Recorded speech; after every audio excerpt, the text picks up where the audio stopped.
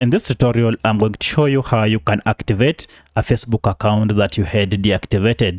So if you had decided to take a break and you pulled down your account and you didn't delete it, but you only deactivated it, you can regain and recover everything that you deactivated and start using your account as usual when you go ahead and activate your account.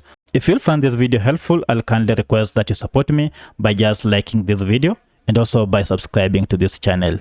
Now, to activate your account is simple. All you need to do is just to go ahead and log into your Facebook with the Facebook account details of the account that you had deactivated.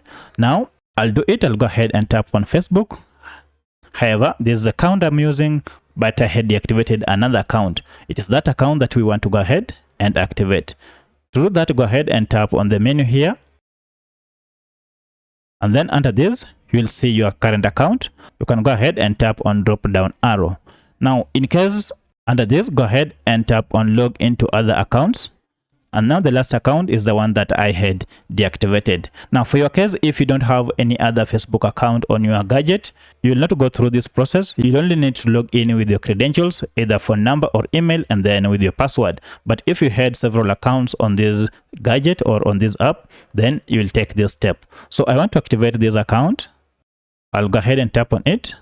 And now I'm logged in. So go ahead and log in using your email and your password, and you'll be in your account. You'll also receive an email, and if I swipe down, you can see welcome back. You can see hi Mark. A Facebook account associated with this email was reactivated by a recent login. So reactivating your account simply means logging in afresh. If you have any other question, kindly let me know in the comment section. Otherwise, if this video was helpful to you, kindly hit the like button and subscribe to this channel to support me. Thanks for watching, and let's meet in the next video.